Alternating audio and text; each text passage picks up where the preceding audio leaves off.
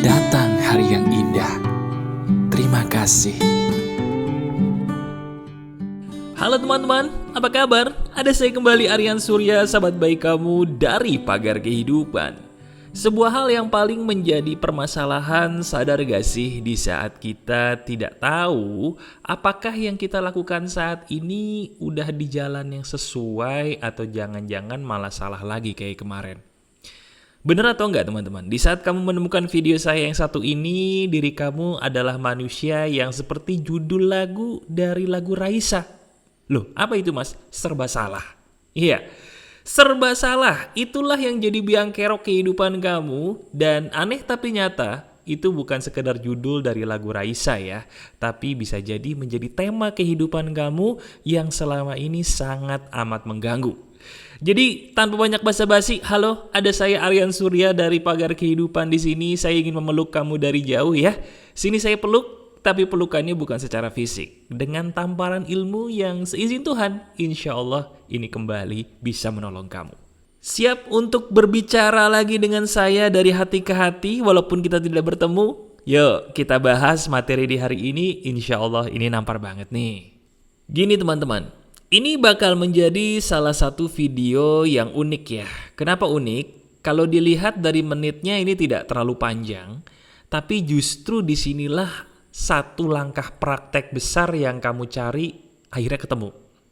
Teman-teman, langsung to the point ya. Pernah nggak kamu belakangan ini ngerasa menjadi manusia yang bukan seperti manusia? Udah, nggak usah bohong. Kapan terakhir kali diri kamu ketawa? Ketawa yang tidak dibuat-buat, ketawa yang alami sampai diri kamu lupa dengan masalah kamu. Mungkin baru hari ini tadi ketawa ngakak ngeliat konten lucu di sosmed, alhamdulillah. Tapi jangan-jangan banyak loh di antara kita nih yang nonton Pagar Kehidupan, mereka udah lupa kapan terakhir kali ketawa secara lepas di saat menghadapi kehidupan mereka sendiri. Nah teman-teman, ini dia nih.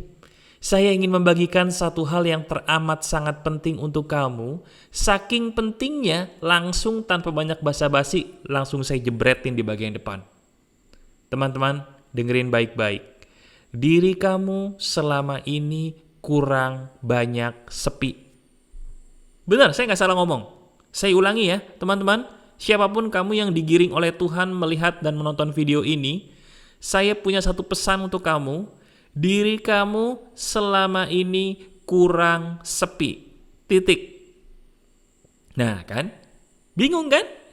Ini saya maksud. Inilah salah satu video Pagar Kehidupan terunik. Kenapa? Karena belum apa-apa, tiba-tiba Mas Aryan bikin saya bingung. Bikin saya penasaran. Maksudnya apa tuh mas? Saya kok dituduh menjadi manusia yang kurang sepi. Ada apa dengan rasa sepi? Ini dia nih yang jadi biang kerok kamu, ini dia yang jadi biang kerok kita teman-teman. Diri kamu, diri kita, itu selama ini sadar nggak? Selalu ngerasa aneh ketika ngaca di depan cermin. Bener nggak belakangan ini, maaf, diri kamu kalau bercermin ngerasa kayaknya ada yang kurang aja gitu. Terutama yang perempuan nih, betul nggak? Coba ingat-ingat lagi. Tadi pagi atau tadi siang ketika habis mandi atau malam gitu ya kamu menonton video ini, udah mandi nih, ngelihat kaca, apakah benar ketika bercermin diri kamu kayak ngerasa ada yang aneh aja nih dari tubuh saya? Ada yang kurang gitu mas. Kenapa ya kok saya selalu ngerasa kurang dari manusia yang ada di cermin itu, yaitu tubuh saya? Entah kurang kurus lah, kurang gemuk lah, kurang mancung lah, kurang ini, kurang itu, atau maaf nih, jangan-jangan lebih parah lagi ya. Diri kamu ngerasa kayaknya kok tubuh saya yang dulu lebih oke deh daripada tubuh saya yang sekarang. Bener atau enggak? Baru-baru ini yang baru terjadi. Sebentar, sebelum kamu nuduh saya dukun, saya bilang dulu. Ini bukan karena saya pintar nebak teman-teman. Tapi ini adalah petunjuk dari Yang Maha Kuasa yang emang pas banget. Inilah yang kamu butuhkan. Teman-teman, sederhana. Kenapa diri kamu kalau ngelihat cermin selalu ngerasa ada yang kurang? Simple, sederhana. Karena selama ini kita kurang sepi. Maksudnya sepi tuh gini, kita kan selama ini selalu merasa hidup itu harus ada orang lain. Kalau kita nggak punya pasangan, jomblo, ngerasa kayaknya miris banget. Kalau kita nggak ada teman lagi pada sibuk atau teman udah pada berubah, kita belum ada teman baru gitu, kita ngerasa kok hidup kita kasihan banget gitu ya. Atau mungkin diri kita lagi di keramaian, ngerasa sepi, ngerasa sendirian, langsung kita menghukum diri kita dengan mengatakan bahwa aku kok gini banget sih, aku kok beda banget kayak gak punya temen, aku aneh, orang-orang gak mau lagi deketin aku aneh, aku freak. Sampai akhirnya kamu ngerasa bahwa ketika diri kita sendiri itu musibah. Betul gak? Ketika diri kita sendiri itu kesepian, dan kesepian itu gak bagus, Mas. Berapa banyak orang yang curhat sama saya? Kalau kamu pengen curhat, lihat di deskripsi ada caranya. Berapa banyak orang yang curhat sama saya, itu masalahnya rata-rata sama. Tahu nggak apa? Mereka ngerasa kesepian dalam hidup.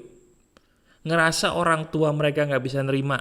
Ngerasa pasangan mereka berubah terus ninggalin. Ngerasa nggak bisa move on dari mantan. Ngerasa nggak bisa percaya kalau teman paling baiknya nusuk dari belakang, nipu dari belakang, ngambil pasangannya juga. Tiba-tiba dari belakang coba. Dia nggak salah apa-apa sebagai tenaga kerja yang udah lama kerja di perusahaan, di PHK.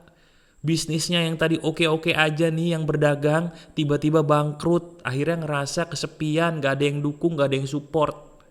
Pernah nggak kamu ngerasa gitu? Nah teman-teman, ini dia maksud saya.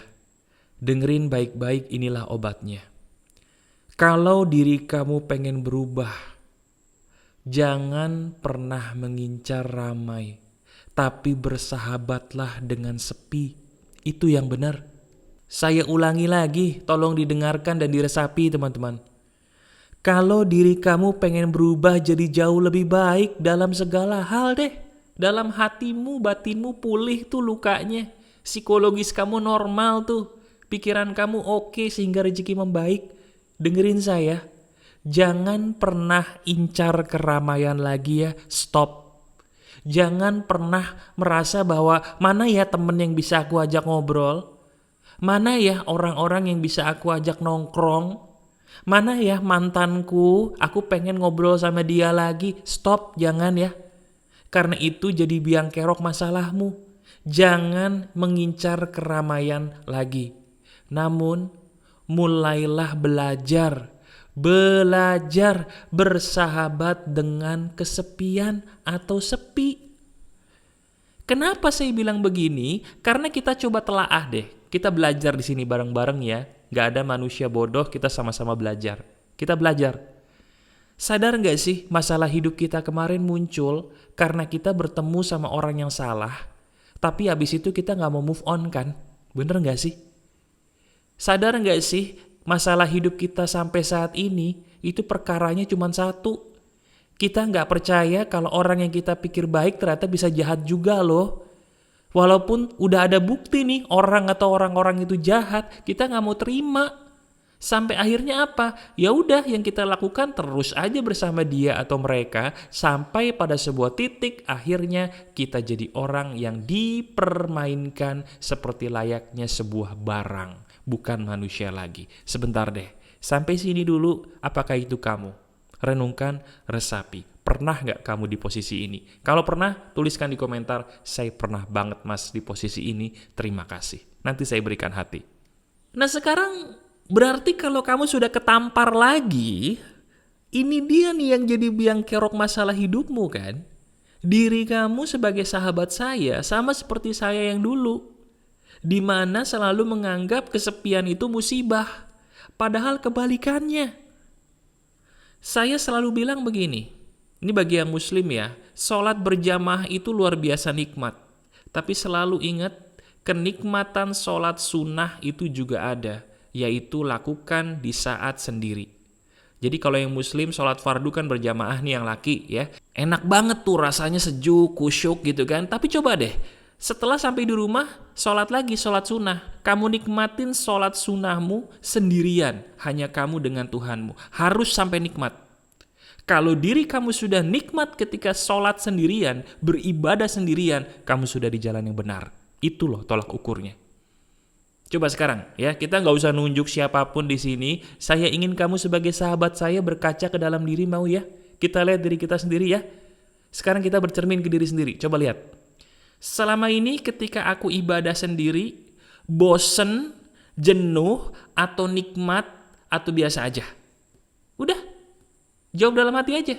Saya ulangi pertanyaan saya, jawab dengan jujur. Selama ini ketika kita beribadah sendirian, ya di rumah atau di ruangan kamu, itu rasanya gimana sih? Bosen, jenuh, biasa aja atau nikmat banget? Kalau diri kamu bisa beribadah sendirian, dan itu rasanya nikmat banget, di saat itulah masalah hidup kamu beres, betul gak? Coba nih sekarang ya, karena saya muslim, jadi saya nanya kepada teman-teman saya yang juga muslim. Sholat tahajud enak nggak? Halo? Bagi kamu pelaku sholat tahajud yang rutin setiap malam bangun, enak nggak sholat tahajud? Enak ya, kenapa enak? Karena itu sepi. Karena itu sepi, kok kamu nggak sadar sih? Kalau kamu ngerasa sholat malam itu enak, masa kamu gak sadar bahwa yang kamu butuhkan selama ini bukan rame loh, bukan temen nongkrong yang banyak loh, bukan pasangan loh, yang kamu butuhkan itu adalah nikmat di dalam sepi.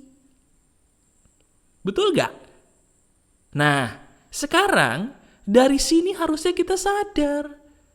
Iya juga ya mas, ini bener nih, nampar lagi nih. Kok saya selama ini selalu merasa hidup itu harus ngobrol sama orang, harus ketemu dan nongkrong sama banyak orang. Nah sekarang gini, kalau gitu kita kan makhluk sosial mas, betul? Bukankah kita harus ngobrol sama orang lain, harus bergaul, betul nggak mas? Betul.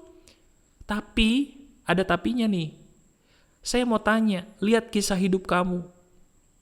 Ketika kamu nongkrong sama teman kamu, happy nggak? Happy. Pulang-pulang sedih lagi kan? Iya juga mas. Masalah beres nggak? Ya enggak sih. Nah, itu kamu jawab sendiri.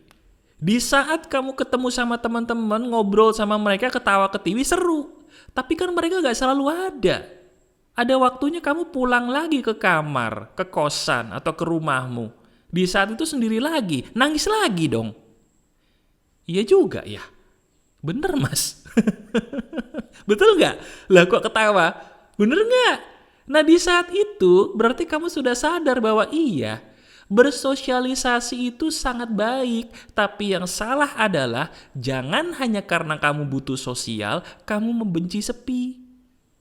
Gak peduli kamu mau ekstrovert, introvert, ambivert, kamu tetap harus wajib hukumnya mencintai rasa sepi. Nah sekarang nih di bagian akhir ini saya jabarin nih, ini dagingnya. Mas, emang bener sih mas, kayak waktu sholat malam tuh rasanya enak banget dan ternyata bener ya. Karena di waktu itu rasanya tuh lebih sepi gitu kan, malam-malam orang udah pada tidur, jadi ibadah saya kepada yang maha kuasa lebih khusyuk gitu mas. Cuman pertanyaannya mas, apakah sepi itu sangat penting buat hidup kita dan kenapa? Nah bagus tuh pertanyaannya ya, saya jawab. Teman-teman, sepi itu penting banget buat kamu. Kenapa? Karena di saat kamu bisa berdamai dengan kesepian, kamu tidak bergantung lagi kepada manusia. Dan biang kerok yang paling besar dalam hidup kita, dalam hidup kamu, bener nggak? Karena kamu bergantungnya sama manusia. Di saat kamu bergantung sama manusia, di situ ada harapan. Di saat kamu ada harapan, betul kan di situ ada kecewa? Nah itu maksud saya. Jadi kenapa kita merasa bahwa sepi itu harusnya diajak bersahabat? Karena di saat kamu bersahabat dengan kesepian, kamu tuh gak bergantung sama siapapun. Teman kamu banyak, tapi kamu gak bergantung sama mereka. Kamu punya pasangan, tapi kamu gak bergantung sama pasangan. Kamu punya orang tua, tapi kamu gak bergantung sama orang tua gitu loh. Paham gak? Di saat itulah kamu merdeka. Di saat itulah kamu ngerasa damai. Nah kalau begitu, Di saat itu saya bergantungnya kepada siapa? Kepada yang menciptakanmu, kepada yang memberikanmu rejeki, kepada yang memberikan segala sesuatunya kepada kamu selama ini, termasuk video ini. Siapa? Tuhan semesta alam. Bagaimana mungkin kita bisa mengenal Tuhan kita kalau kita nggak mengenal diri sendiri? Betul nggak? Saya ulangi, bagaimana mungkin kita bisa mengenal Tuhan kita dengan baik kalau kita tidak mengenal diri kita? Kenapa, Mas? Karena dengan kita mengenal diri kita akan merasa bahwa sepi itu enak.